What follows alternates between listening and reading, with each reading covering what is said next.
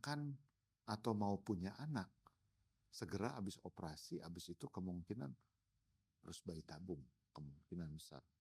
Sebetulnya kalau tidak sepakat, saya pun nggak mau operasi. Kenapa? Karena hampir pasti akan terjadi kambuh lagi. Taruhlah kita operasi nih sekarang ya. Saya operasi, kemudian diberikan obat 4 bulan, terus bayi tabung gagal, didiamin aja 6 bulan udah jadi lagi tuh barang. Ya. Dan jangankan begitu, kalau Anda hari ini tanggal berapa? 14 ya. Tadi saya posting pagi-pagi, adenomiosis itu musuh terberat kita. Apalagi sertai miom dan endometriosis itu ada. Dia hamil kembar, terus kemudian ya mudah-mudahan kita selalu berdoa, mudah-mudahan ini dijaga oleh Allah ini soalnya peluang kegugurannya besar gitu ya. Nah, itu yang kenapa saya selalu takut dengan adenomiosis. Dan ketika adenomiosis ditangani, dioperasi, kita harus sepakat dulu. Kalau tidak sepakat, saya lebih baik tidak menangani. Kalau nyeri dan kemungkinan tidak hamil, lebih baik diangkat rahimnya. Itu lebih menguntungkan buat Anda. Wah kan saya belum punya anak ya, itu memang keputusan yang sangat berat. Adenomiosis ini seperti ini. Jadi sulit. Kalau miom tadi kan jelas batasnya ya. Saya lihat kalau miom nih ya. Kalau miom ini jelas batasnya. Nih, ya. Ini diambil seperti bakso. Ini aja dikeluarin. Udah, tutup pembuluh darahnya di ini, kemudian dijahit, selesai.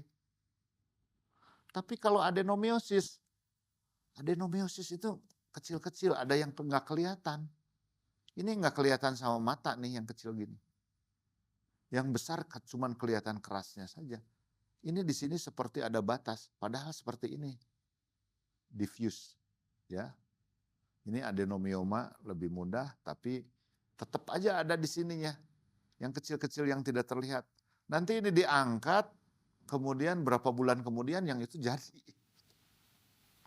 Jadi aduh, betul-betul saya kalau ada adenomiosis langsung mungkin tepuk jidat gitu ya. Kasihan. Oleh karena itu, pahami haid normal dan pahami nyeri haid awal. Begitu stadium awal, kita kemungkinan punya anaknya besar sekali. Kalau stadiumnya seperti besok yang akan dioperasi, besok ada 2, saya di Hasan Sadikin 1, di Rumah Sakit Limyati 1, ya sore jam 5 kalau nggak salah. Hasan Sadikin jam 7.30 besok saya operasi. Itu diffuse adenomiosis. Kita harus betul-betul bersepakat ini bagaimana menanganinya.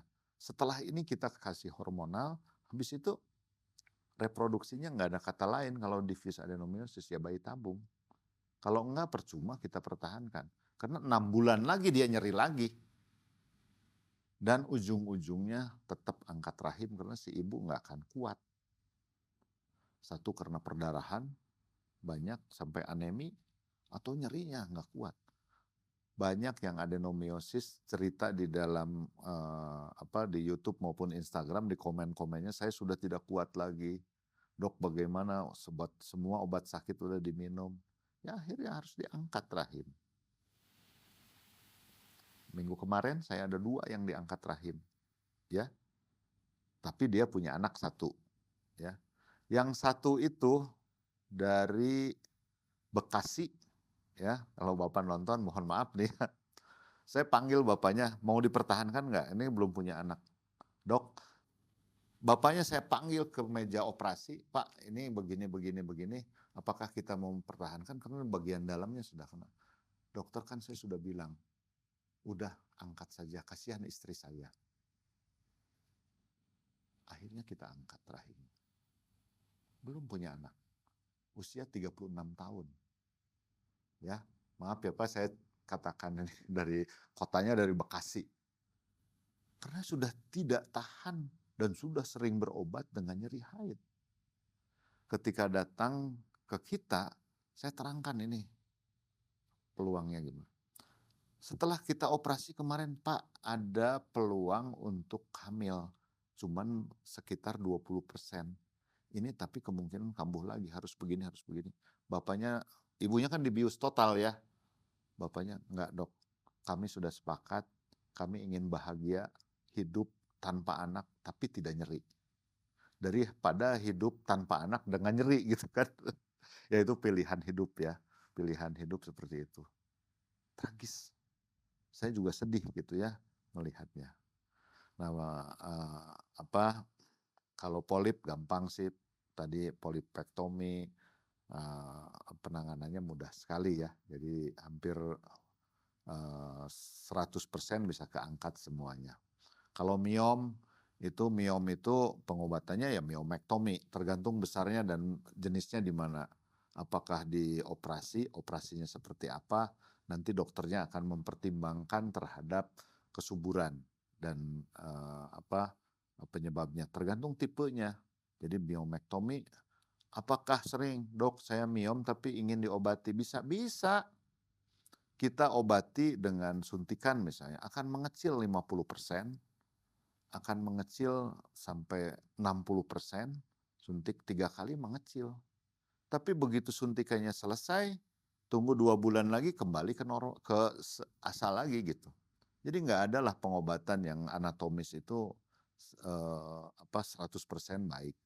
Pengobatan sementara saja gitu, untuk gangguan perdarahan dan lain sebagainya.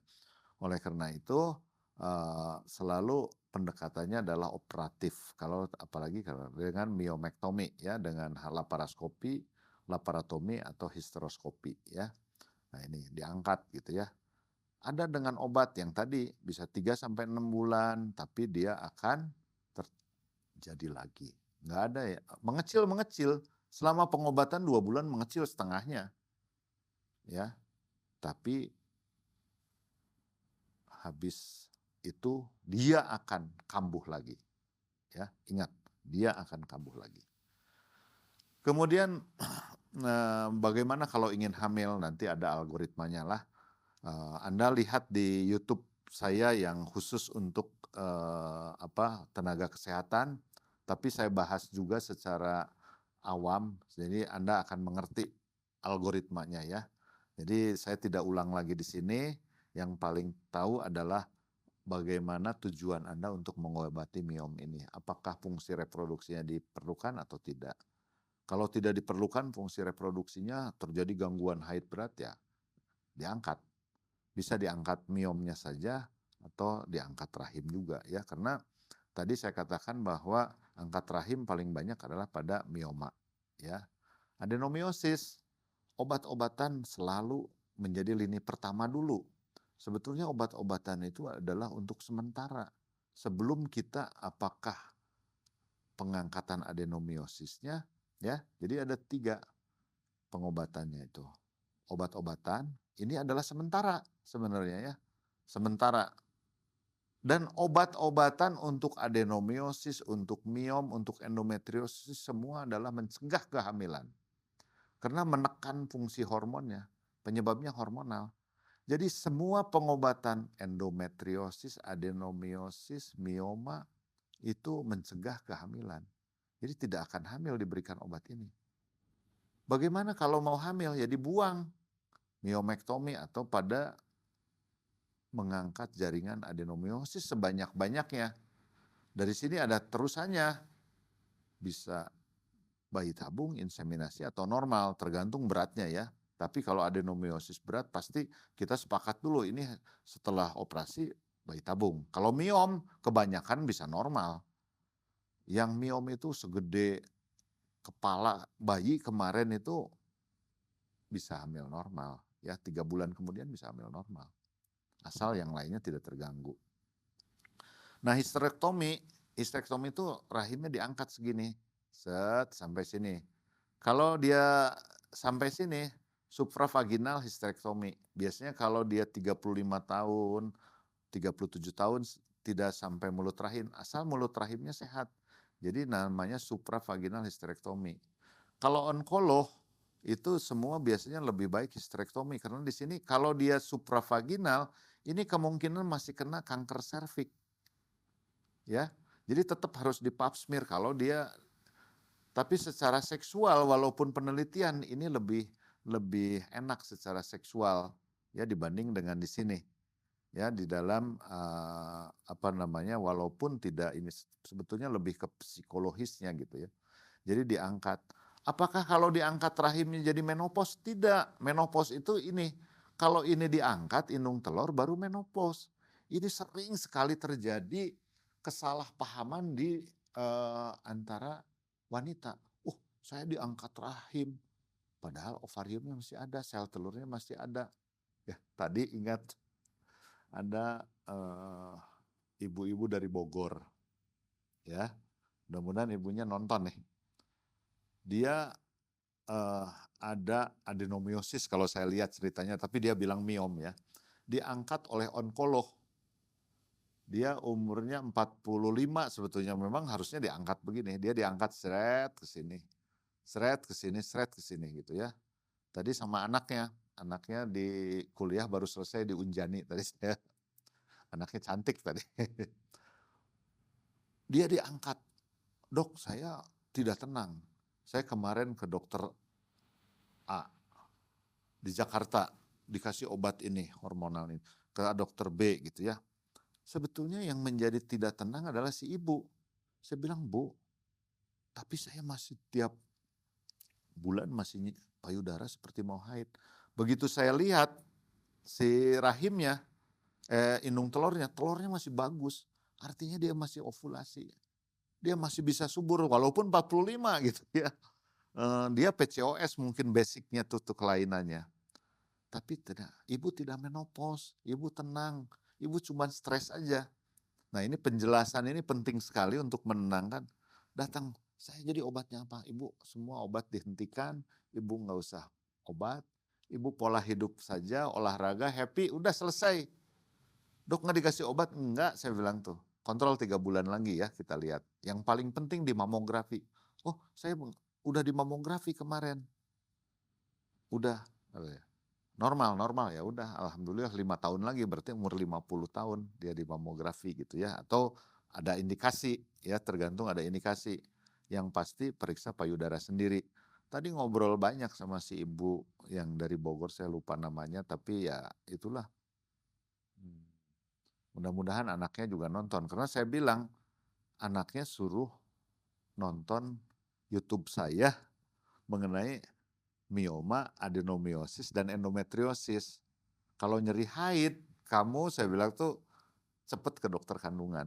Periksa sampai dibuktikan lain. Kenapa? Karena ini ada trait genetik. Bukan diturunkan. Ingat. Jadi orang ibunya miom, ibunya endometriosis, adenomiosis, itu blueprint gennya itu udah punya. Jadi seseorang dilahirkan itu ada membawa sifat ayah, ibu. Penyakit dari ibu yang miom, adenomiosis itu blueprintnya sudah ada. Pek aja gennya itu. Nah, tergantung dia pola hidupnya. Kalau pola hidupnya jelek, jadilah dia. Apa yang pola hidupnya jelek? Misalnya dia gangguan ovulasi. Dia tidak haid, kadang-kadang temporary tidak haid, tidak ovulasi. Itu menjadi provokator terbesar. Di samping naik berat badan yang tinggi, terus kemudian kurang exercise, kurang olahraga, jadilah barang itu. Artinya epigenetik itu dari dalam tubuhnya sendiri. Hormon dalam tubuhnya sendiri merangsang dia tumbuh. Di samping hormon yang dari lain ya, termasuk sekarang kan disebut-sebut perubahan iklim, penggunaan plastik dan lain sebagainya, chemical, yang itu menyebabkan perubahan-perubahan daripada hormonal. Ya. Nah itu untuk adenomiosis. Nah adenomiosis pengobatannya sungguh kompleks, nanti Anda lihat saja di bab adenomiosis, dan ini kalau kita operasi harus komitmen, karena Anda akan kambuh lagi, 100% kambuh lagi kalau adenomiosis, kecuali vokal. Adenomiosis yang ringan vokal itu bisa sembuh sempurna. Tapi ingat, hampir yang saya temui Itu ujung-ujungnya kalau apalagi udah operasi yang OSADA modifikasi yang kita lakukan, karena tidak ada panduan operasi yang disepakati, ya. Dulu tuh nggak ada, semua angkat rahim. Waktu saya selesai dokter kandungan, tuh nggak ada cerita angkat rahim atau hormonal. Habis itu selesai. Nah sekarang bisa diobati setelah saya sih belajar dari Profesor Osada ya, orang Jepang itu bisa. Tapi itu pada yang adenomiosis murni, kita kan sering dengan endometriosis. Jadi kita melakukan namanya operasi itu modifikasi. Kita punya gaya tersendiri gitu ya. Tapi habis itu A, B, C-nya harus diikuti kalau masih ingin punya anak ya. Dan angka kehamilannya itu rendah. Kita pasti terangkan peluang hamilnya berapa persen kita bisa hitung ya, pasti hitung. Nah, yang sering saya katakan pada Instagram, pada YouTube, inilah yang disfungsi ovulasi, inilah yang bisa sangat dicegah dengan pola hidup ya. Terapi gangguan haid karena disfungsi ovulasi. Inilah spektrum yang paling banyak di wanita. Spektrum ini paling banyak, oleh karena itu tadi gangguan haid normal, gangguan haid, Anda harus betul-betul mengerti. Harus betul-betul mengerti. Karena apa? Ini haid ini kan diatur oleh otak. Gangguannya di otak atau di mana? PCOS itu kan terjadi disregulasi antara otak dengan si indung telur, ya. Sehingga kalau ovarium ini normal, kalau PCOS ini kan kecil-kecil. Pada orang mana yang obesitas ini, yang naik berat badan? Kalau tidak olahraga, tidak hidup sehat, habislah ini. Ini adalah provokator untuk terjadinya miom, adenomiosis, endometriosis, dan lain sebagainya. Ini sebetulnya provokatornya. Jadi gangguan disfungsi ovulasi menyebabkan gangguan-gangguan organ reproduksi secara menyeluruh. Rugi kita. Wanita rugi kalau misalnya tidak memperhatikan pola hidupnya, ya. Kenapa itu yang dilakukan para wanita, gangguan tiroid juga. Ini tiroid. Orang sekarang susah, kita di hampir mungkin 70% datang ke saya kalau berobat itu berjilbab ya. Karena berjilbab kan ini ketutup nih si leher. Kita nggak tahu itu apa tiroidnya membesar nggak. Kadang-kadang suka, Bu coba buka kalau saya curiga ya. Misalnya pada orang PCOS, pada orang endometriosis, adenomiosis. Saya pengen curiga. Karena di situ banyak juga gangguan tiroid. Pembesaran kelenjar tiroid. Dan itu sangat mengganggu kesuburan. Ya. Jadi saya selalu buka. Kadang-kadang makanya kenapa kita sangat ingat ada orang di bayi tabung udah hamil tiba-tiba kok ini enggak hamil terus keguguran, kenapa ya? Dicari semua embrionya bagus. Ternyata diperiksa ngomong dia, Bu boleh nggak dibuka? Ada kelenjar gondoknya membesar. Diperiksa dia hipotiroid. Ya pantas aja keguguran. Apabila keguguran 2 kali, wajib diperiksa hormon tiroid. Apa yang diperiksa? TSH. Ya, ini gampang diobati. Nah sekarang mudah-mudahan ini di siklus ini ada 5 orang nih. Bulan ini ada 5 orang yang diobati sedang bayi tabung dengan hormon tiroid oleh kita. Ya, jadi dikasih tiroid tambahan karena dia ada gangguan tiroid ya. Nah, ada juga gangguan yang kalau misalnya ini seseorang ada gangguan haid, terus kemudian keluar air susu sedikit di sini ya. Nih, di sini suka ada keluar begini, rembesan gini. Itu biasanya hormon prolaktinnya lebih atau WHO 3 ya. Ada obatnya ya. Bisa kabergolin ya kalau jangka panjang, bisa juga bromokriptin. Itu dengan obat selesai. Jadi itulah para sahabat, para wanita, para ibu-ibu yang mempunyai anak wanita, haid normal itu perlu diketahui oleh Anda semua. Haid normal itu perlu diketahui, kemudian gangguan haid, Anda akan mengerti kalau tahu haid normal. Kalau pola haid normal terlewati, berarti ada gangguan haid. Ketika ada gangguan haid yang mana? Dan ditelusuri, Anda harus mendapat jawaban yang pasti dari dokter penyebab gangguan haid agar gangguan haid tidak membangkrutkan tabungan Anda. Terima kasih, mudah-mudahan sesi ini bermanfaat untuk kita semua. Cegah kelainan haid dengan memahami haid normal dan cepat berobat ketika ada gangguan haid. Selamat malam, terima kasih. Mohon maaf apabila ada kata-kata yang salah. Wassalamualaikum warahmatullahi wabarakatuh. Salam reproduksi sehat.